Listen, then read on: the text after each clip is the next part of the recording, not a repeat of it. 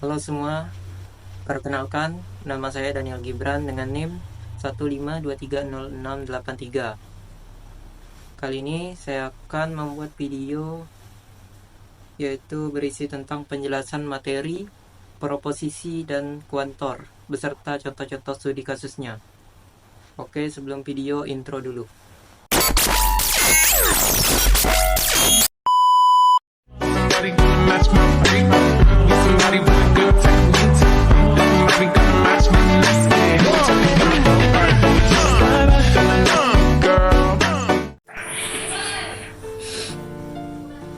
Oke, di sini kita masuk ke bagian proposisi.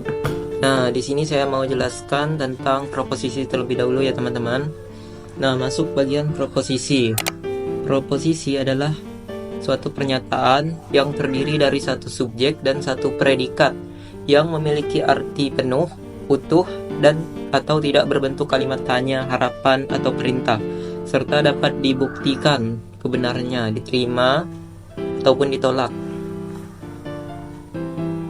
Proposisi disebut juga sebagai kalimat pernyataan yang dipakai sebagai data. Proposisi diklasifikasikan menjadi proposisi sederhana dan proposisi majemuk. Nah, di sini saya akan beri contoh beberapa kalimat proposisinya.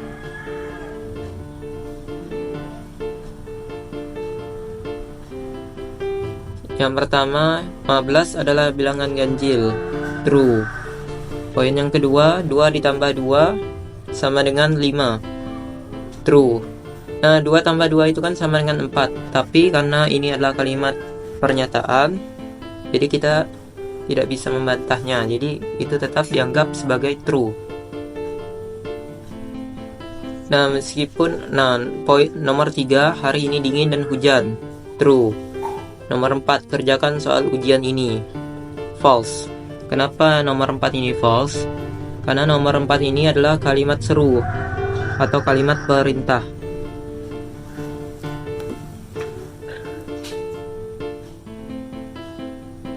Nomor 5, semoga Tuhan selalu melindungimu, false.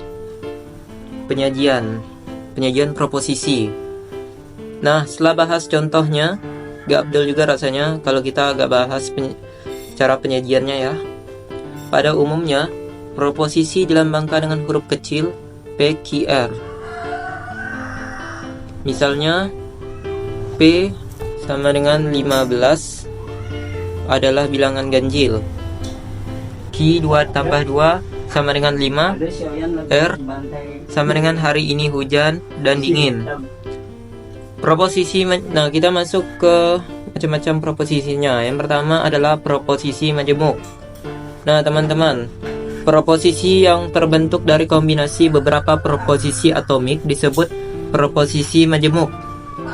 Operator logika untuk mengkombinasikan proposisi adalah AND, atau yang dilambangkan dengan tanda A, itu OR, atau yang dilambangkan dengan V, dan not, huruf garis besarnya. Yang pertama, konjungsi atau conjunction. Notasi P dan Q atau dilambangkan dengan P irisan Q. Disjungsi atau disjunction. Notasi P atau Q atau dilambangkan P, lambang V itu Q. Nomor 3, lingkaran atau negasi atau negotiation. Notasi bukan P, tidak P, P atau P. Saya akan bagikan contohnya. Nah, diketahui proposisi berikut. P, gadis itu cantik. Q, gadis ini pintar. Maka maksud dari proposisi majemuk yang saya sebut tadi adalah P irisan P konjungsi dari Q adalah gadis itu cantik dan juga pintar. P disjungsi dari Q yaitu gadis itu pintar. Gadis itu cantik lagi pintar. Lingkaran P-nya atau negasi P-nya, gadis itu tidak cantik. Contoh 3 tentang proposisi. Nah, diketahui proposisi berikut. Buku ini sangat menarik. Buku ini memberikan banyak wawasan. Nyatakan proposisi berikut dalam bentuk simbolik. Nah, nomor 1 ini, buku ini sangat menarik dan memberikan banyak wawasan. Irisan Ki. Nomor 2, buku ini sangat menarik tapi tidak memberikan banyak wawasan. 3, buku ini tidak menarik dan memberikan banyak wawasan. 4, tidak benar bahwa buku ini membosankan dan tidak memberikan wawasan.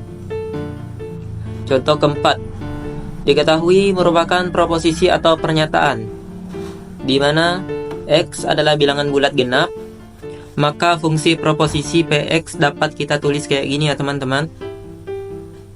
Nah, jika X sama dengan 1, maka proposisinya adalah 1 bilangan bulat genap, false. Jika X sama dengan 2, maka proposisinya adalah 2 adalah bilangan bulat genap, atau true. Proposisi bersyarat, atau kondisional, atau implikasi. Bentuk proposisi bersyarat, jika P, maka Q. Notasi P, maka Q. Proposisi Q, P disebut hipotesis atau antecedent atau premis atau kondisi. Proposisi Q disebut konklusi atau konsekuen. Contohnya yaitu yang pertama, jika saya lulus ujian, maka saya mendapat hadiah dari ayah. Yang kedua, jika suhu mencapai 80 derajat Celcius, maka alarm akan berbunyi. Yang ketiga, jika Anda tidak melakukan daftar ulang, maka Anda dianggap mengundurkan diri. Nah, di samping saya ini ada tabel kebenaran untuk proposisi bersyarat. Nah, jika P tidak sama dengan Q, maka yang menjadi kesimpulan adalah nilai kebenaran P. Pada proposisi jika saya lulus ujian, maka saya mendapatkan hadiah dari ayah. P sama dengan saya lulus ujian, Q sama dengan saya mendapat hadiah dari ayah. Jika P adalah premis dan Q adalah konklusi, maka proposisi bersyarat yang mungkin dibentuk adalah 1. Kondisional implikasi P maka Q. 2. Konvers kebalikan Q maka P. 3. Inverse. 4. Kontraposisi. 5. Bikondisional. Oke, proposisi sudah saya jelaskan. Mari kita lanjut ke kuantor ya teman-teman. Nah, kita masuk ke definisi. Definisi kuantor.